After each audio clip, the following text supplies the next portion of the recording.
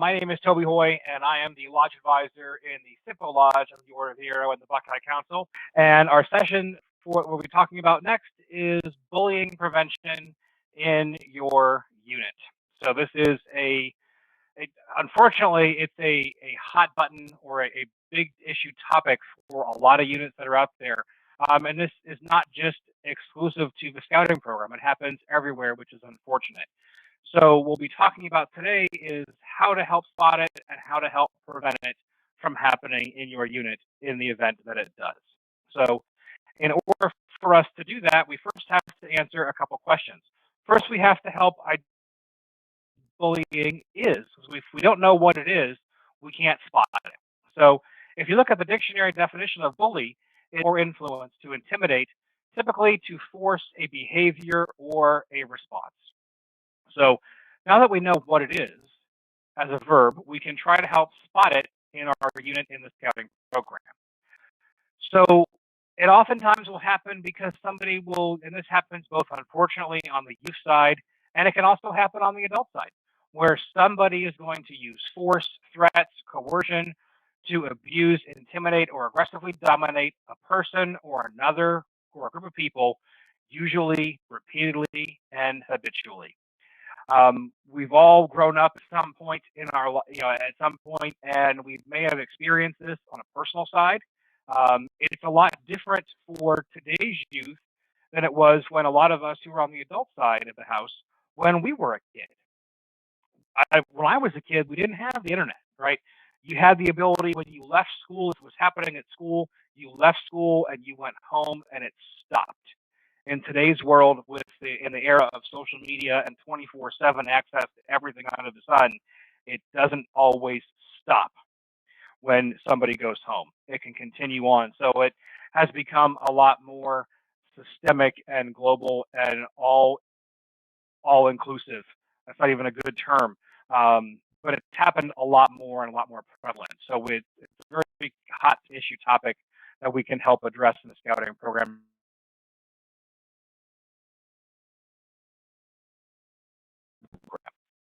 So it happens when there's an imbalance of power, either social or physical. And it's almost a necessary or a prerequisite to have that bullying happen is when there is that imbalance. Sometimes this can happen because of size of scout, where the older scout, the older youth, the older kid is going to take advantage of the younger kid, or the bigger kid is going to take advantage of the smaller kid, or all of the above. So it is a widespread and a serious social problem that it will certainly adversely and negatively affect the target or the person being bullied, or the bullyee, if that's even an appropriate term to use.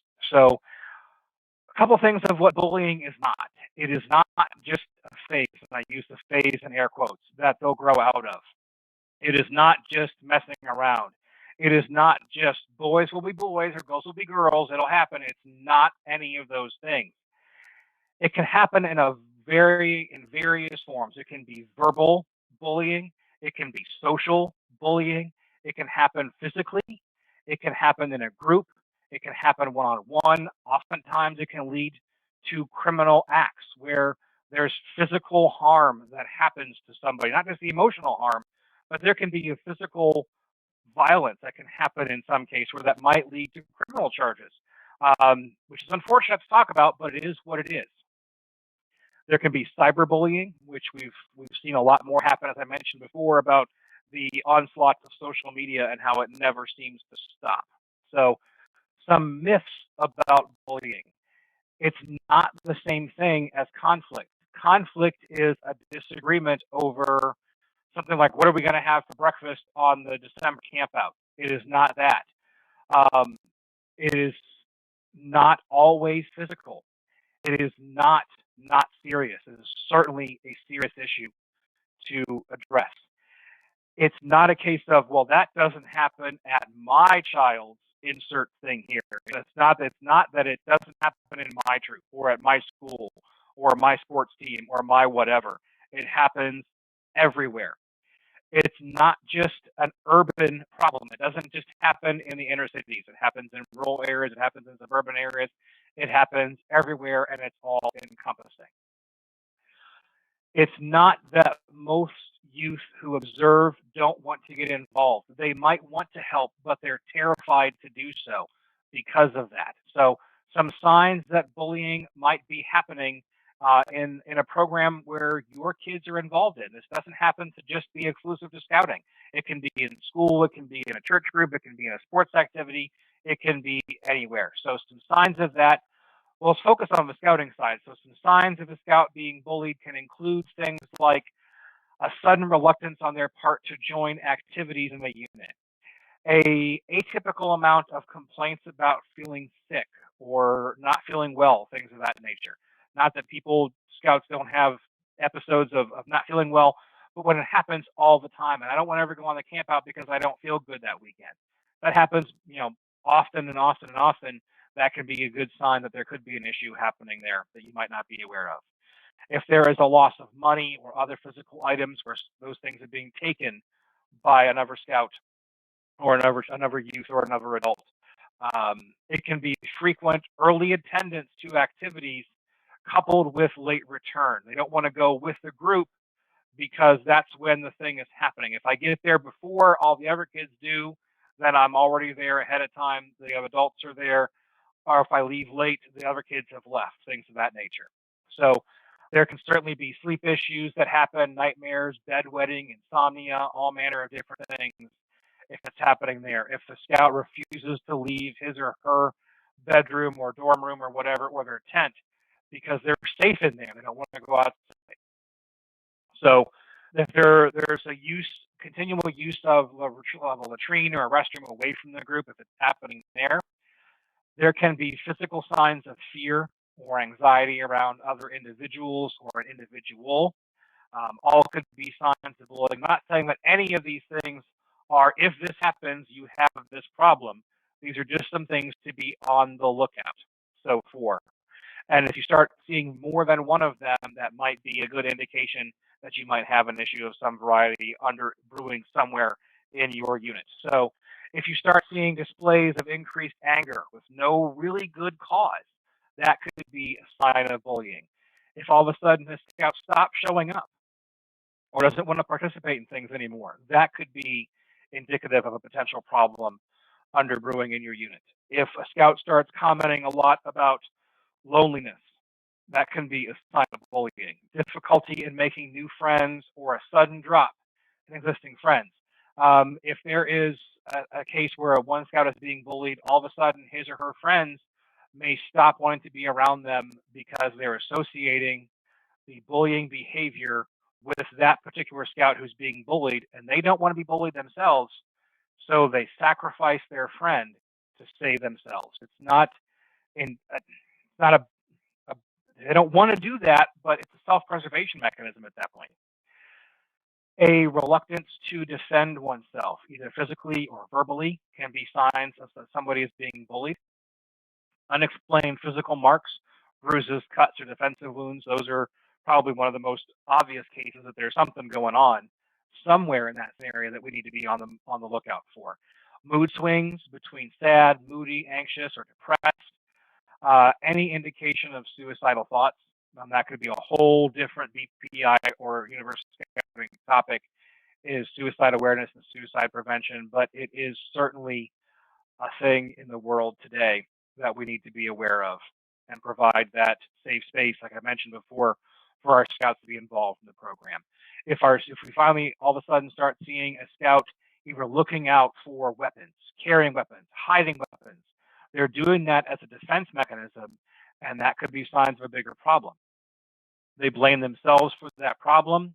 There's an avoidance of certain places or certain areas. I don't want to go to the shower house at summer camp because it's happening in the shower house. We've all been at camp, I would assume, with that kid who hasn't taken a shower by Wednesday, and nobody wants to be around him by Wednesday at that point. So is there an issue for those types of things? So let's talk about the bully himself or herself. This is not just a male problem or a female problem. It can happen on both sides. So let's talk about the bully themselves. Some of their characteristics can include being mean, violent, manipulative, or coercive with others to get his way or her way. They can get into frequent physical or verbal fights with others. They suddenly have an abundance of money for things they didn't have money for before. They can frequently, more than likely, be in trouble with some variety, whether it's at school or at home or in the scouting program. They're oftentimes quick to blame others. It's not my fault, it's Johnny's fault or Janie's fault or whatever. They will typically not accept responsibility for their own actions. They may be the past target of bullying. If they started off as that small, scrawny kid and all of a sudden hit a growth spurt, and now they're the linebacker for the high school football team, if they were bullied before and that person got away with it, they may say, hey, turnabout's fair play, it's my turn now. And that's not always necessarily the case. This could often also lead to situations where there is abuse at home, either currently or in the past. They'll have friends who bully others because if their friends do it and get away with it and have success with it, they might have the same thing. They have a desire to win absolutely at all costs or be perceived as the best in whatever it is they're doing. Not that those things by themselves are a bad thing, mind you, but if that is the only thing that motivates them, that could be an indication of a potential problem to address. Some individuals at risk for bullying others will oftentimes include those that are well connected socially to their peers because they have a defense mechanism. They have a real or perceived social power in the unit. They're overly concerned oftentimes about their own personal popularity. They like to dominate or be in charge of others. We're not talking about leadership, we're talking about control. They can oftentimes be depressed or anxious. They can oftentimes have low self-esteem. They'll be frequently less involved in school activities that may have a little more supervision involved in them. Because with that supervision by adults, there are less opportunities to be a bullier and more opportunities to be a bullier when there's less support or less supervision by qualified adults in that scenario. They can be easily pressured by their peers. If you've ever seen the Christmas Story movie, the You'll Shoot Your Eye Out Kid movie with the Red Ryder BB gun, the two kids in the school playground, I can't think of the name off the top of my head, but we have the kid with the coonskin cap and the braces that eventually got his comeuppance by Ralphie, but we all see what those kids are like.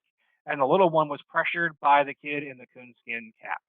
So they oftentimes will not identify well with the emotions or feelings of others. So how do you prevent some of these things from happening now that you have a good idea or a better idea, hopefully, of what to be on the lookout for? So in the event you find a scout who's bullying others, you want to hold them fully accountable. I see my typo, fully accountable for his or her actions and confront those excuses given to minimize that behavior. You don't want to let them get away with it.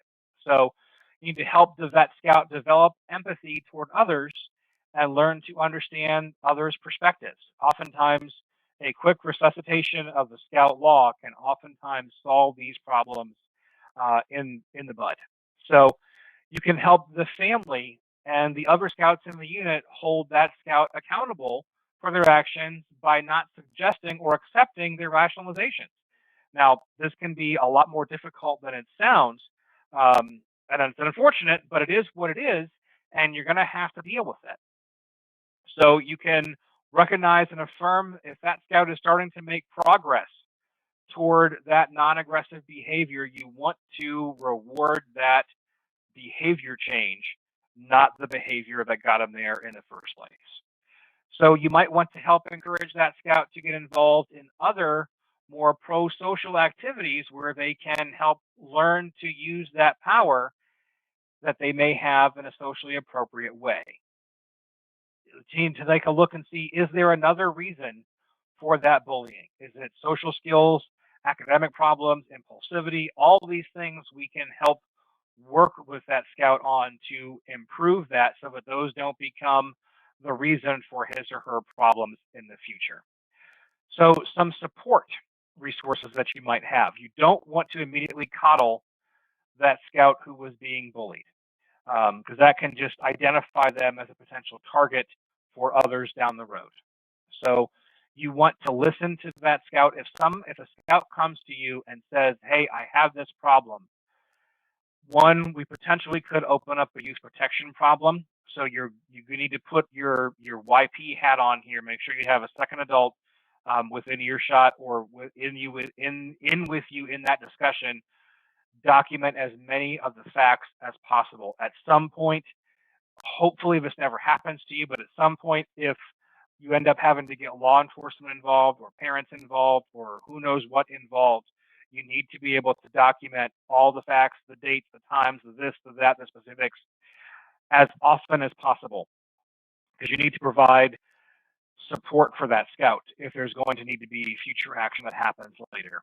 You need to, or going to want to help provide some praise to them for having the courage to come forward. A lot of people, unfortunately, suffer in silence. If they have the courage to say something, that needs to be praised. Otherwise, it doesn't do them any good. So ask them, what do you need right now for you to feel safe at Troop 123 or Pack 123 or whatever the scenario is? What can we solve right now to solve this problem for you? So communicate with the unit leader. So this is going to be involved getting the Cub Master involved, the Scout Master involved, the committee chair, etc. If it gets to a point where you're going to have to involve the DE, you want to have them on standby as well. If it's really, really bad, calling the Scout executive is your next step at that point. Supporting or excuse me, forcing a confrontation between the bully and the victim is not going to be a good idea. That may work for adults. That's not going to work well for kids. You're going to need to involve both scouts, parents, or adult in that scenario, whether it's mom, dad, grandma, uncle, whomever, aunt, whomever it is that is the responsible adult for that scout. You're going to need to get them involved as well. They may already know about this issue, or they may not. So they're going to need to be involved as well.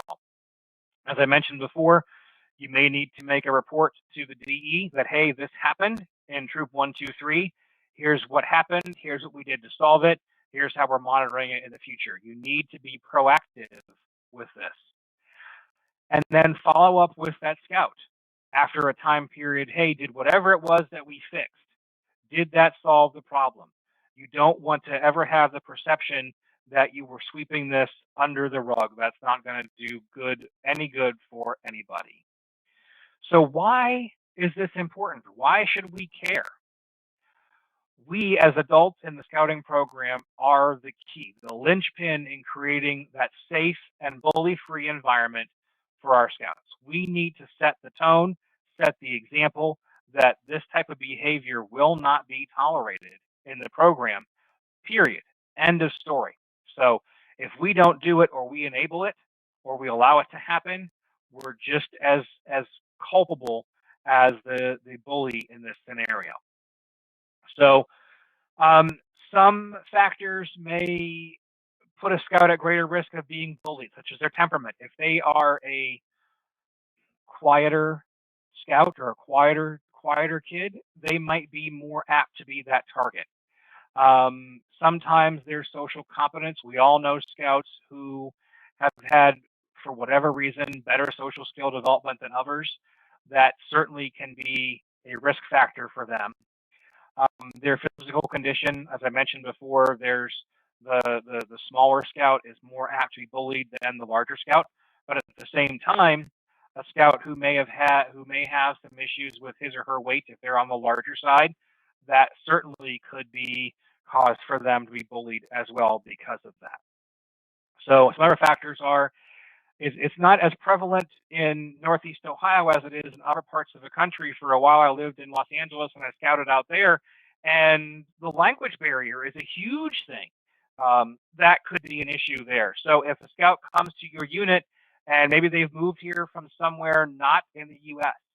or English is not their native language, that could be a hurdle for them to overcome, and could be an instance where scouts may find, or other kids may find it acceptable to target them as the bullying. So any scouts who have any kind of special healthcare needs, this should obviously be kind of a no-brainer. Another big one in today's world, Not so much when I was a scout, but it's more so today, where there is either an outwardly professed or a perceived difference in their gender identity or sexual orientation. Race or ethnicity could also be issues where a scout might be bullied if they have a different religion than everybody else in the unit, could identify them as a target. So that's not an all-inclusive list. There are a laundry list of other potentials that could be there as well, but you should kind of keep an eye on these potential issues to make sure that everybody in the unit, all scouts, all adults for that matter, have a smooth integration into the unit and everybody enjoys the program and gets out of it what they should do or what they can get or what they should get. So what to do in the event you see this type of stuff happening in your unit? You want to provide support and empowerment for those youth who are being bullied or at risk of being bullied. Keeping an ongoing line of communication with the parents is going to be absolutely critical to the successful outcome of this unfortunate situation that hopefully you never have happen in your unit. Speaking directly with those scouts who in the past have been unreceptive to the new kid or the new people in the unit. We want to be welcoming and all-inclusive. Scouting is inclusive. Scouting is a big tent. We have room for everybody, no matter what their flavor is. We have room for them. I know of no scout, no adult who left the program worse off than when they started. We need to make sure that we bring everybody into the fold. So setting an example of how to integrate those newer youth into the program by modeling strong positive behavior with your interaction with those youth and the adults that come along with them. You take it very seriously and reinforce that this is not an acceptable behavior in the scouting program. As I mentioned before, a simple resuscitation of the scout law can oftentimes be the only thing you may need to do to nip this behavior in the proverbial bud. So in the event you start seeing some things, maybe there's some more supervision that those youth may need to prevent this from going to the next level. So there are some handouts that'll be available. You can download these at a bit.ly link, bit.ly/Toby_bullying. If you have questions that you'd like to discuss, I encourage you to reach out to your DE, or you can also reach out to me and I can certainly help point you in the right direction. You can email me, toby@tobyhoy.com, or you'll see me around all over the place. So hopefully you got something out of this presentation and enjoy the rest of your time at Virtual BPI. Thank you very much.